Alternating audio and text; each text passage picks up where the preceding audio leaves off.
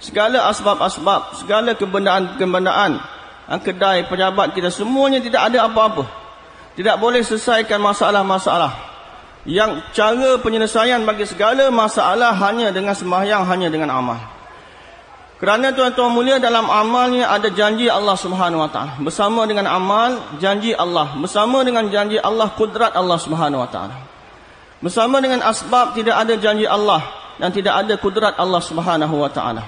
Kudrat Allah Subhanahu Wa Taala bersama dengan janji-janjinya. Dan janji Allah Subhanahu Wa Taala hanya bersama dengan amal, bukan bersama dengan asbab-asbab madiyah, asbab-asbab kebendaan zahiriah.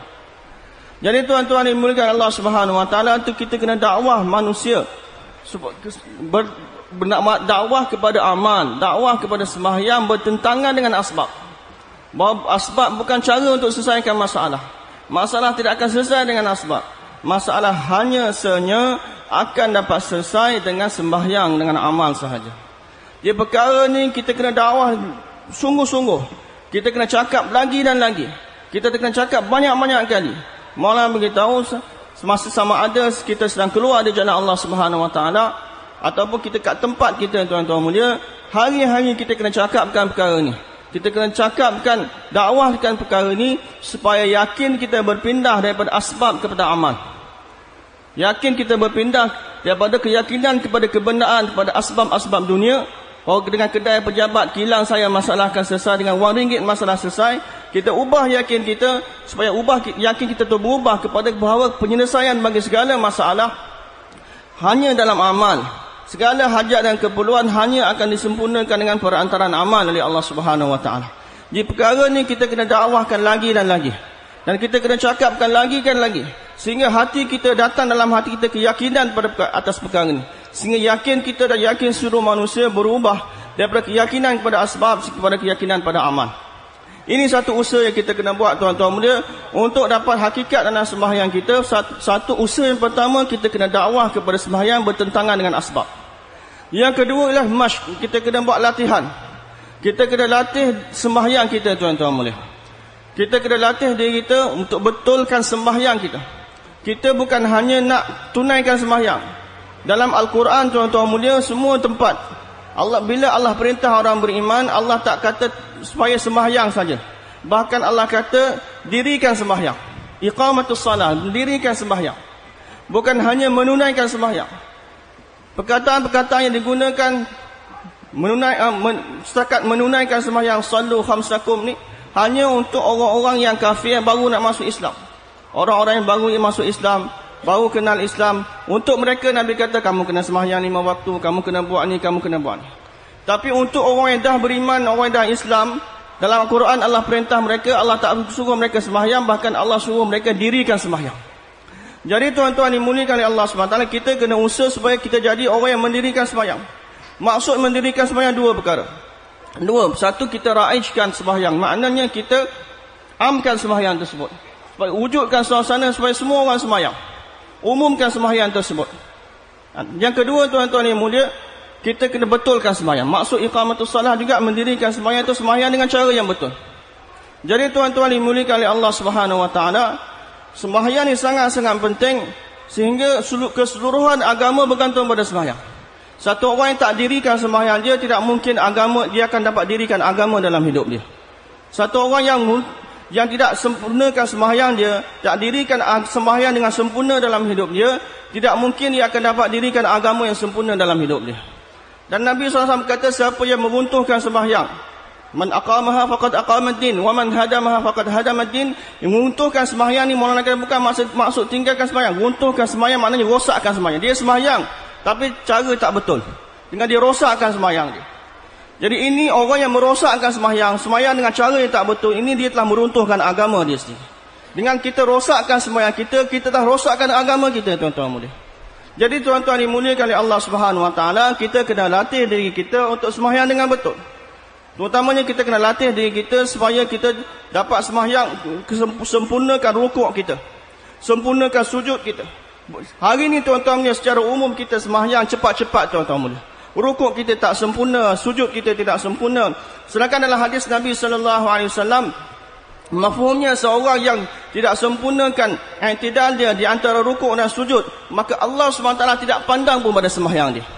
Dan Huzaifah radhiyallahu taala anhu, satu masa dia pergi satu masjid, dia lihat ada satu orang sembahyang dengan cepat-cepat, dengan tidak sempurnakan rukuk dan sujudnya. Maka dia kata, kalaulah kamu mati dalam keadaan macam ni, sembahyang macam ni, kamu dia akan dibangkitkan atas agama Muhammad sallallahu alaihi wasallam. Jadi tuan-tuan yang dimuliakan oleh Allah SWT, bukan hanya semata-mata kita nak sembahyang, aku dah sembahyang. Bahkan tuan-tuan yang dimuliakan oleh Allah SWT, kita hendaklah usaha bahawa supaya kita dapat dirikan sembahyang, kita dapat sembahyang dengan sempurna, kita sembahyang dengan penuh yakin. Apabila kita sujud tuan-tuan mulia, kita penuh yakin seolah-olah kita sujud di antara dua kaki Allah SWT. As-sajidu yasjudu baina qadai rahman. Hadis Nabi SAW, satu orang yang bersujud, dia sedang bersujud di hadapan dua kaki Ar-Rahman. Kita kena yakin seolah-olah kita sedang sujud di hadapan Allah Subhanahu Wa Taala, dan kita kena rasa pada saat itu kita berada dalam kedudukan yang paling hampir dengan Allah Subhanahu Wa Taala. Tidak ada peluang, tidak ada keadaan yang mana satu orang itu lebih hampir daripada dia bila dia berada dalam keadaan sujud di hadapan Allah Subhanahu Wa Taala. Jadi bila kita sujud tuan-tuan yang mulia, kita kena rasa yang kita begitu hampir dengan, kita paling hampir dengan, dekat dengan Allah Subhanahu Wa Taala. Dan kita kena latih diri kita supaya kita dapat sembahyang seolah-olah kita melihat Allah Subhanahu Wa Taala. Sembahyang seolah-olah kita dapat lihat Allah Subhanahu Wa Taala. Ini perkara semua kita akan dapat dengan latihan tuan-tuan mulia. Dengan kita latih diri kita, latih diri kita untuk dapatkan sifat-sifat ini tuan-tuan mulia. Dan orang Islam tidak mungkin tinggalkan sembahyang. Satu orang Islam tidak mungkin dia akan tinggalkan sembahyang. Satu, di zaman Nabi sallallahu alaihi wasallam, Wathilah bin Al-Asqa radhiyallahu anhu, masa dia baru tak masuk Islam lagi, dia datang ke Madinah nak jumpa Nabi, nak masuk Islam, tak masuk Islam lagi pun. Sampai ke masjid tengok sahabat-sahabat tengah sembahyang, dia terus sembahyang bersama dengan sahabat-sahabat. Orang yang belum Islam pun sembahyang juga pada zaman Nabi sallallahu alaihi wasallam. Dan orang-orang munafik pun, kerana suasana sembahyang telah terbentuk dengan begitu hebat sekali zaman Nabi sallallahu alaihi wasallam. Suasana sembahyang telah wujud dengan begitu hebat sekali, sehingga orang bukan Islam pun dan orang munafik sekalipun mereka tidak tinggalkan sembahyang.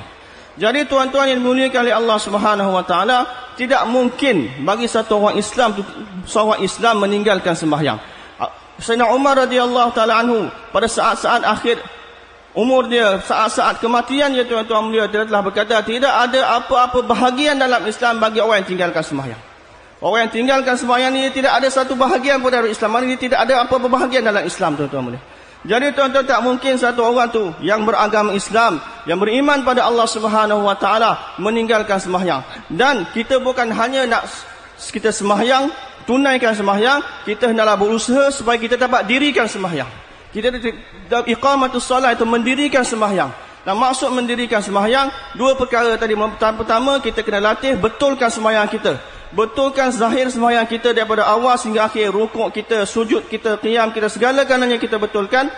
Dan yang kedua, makna iqamatus salah, kita kena raishkan, kita kena usaha bagaimana setiap orang dapat sembahyang. Sebab setiap orang dapat datang pada sembahyang, wujud suasana sembahyang sehingga tidak ada satu orang pun tinggalkan sembahyang. Tidak ada satu orang pun sehingga tidak ada satu orang pun yang tinggal. Tuan, berhenti, jangan lempar air itu. Berhenti. इनका प्यास पे सबर करना हिदायत दिलवाएगा. Tuan-tuan, sabar atas kedahagaan itu akan jadi asbab hidayat. Jadi tuan-tuan mulia, oleh kerana itu kita kena usaha jaga sembahyang kita. Dan Maulana kita, saya minta tuan-tuan semua di sini, saya minta tuan-tuan semua yang ada dalam majlis ini, semua sekali berjanji tidak seumur hidup, walau apa pun berlaku, besar mana pun kerugian yang kita kena tanggung dari segi keduniaan kita, apa pun masalah berlaku, sekali-kali kita tidak akan tinggalkan sembahyang seumur hidup kita. Kita semua berjanji semua tuan, insya-Allah.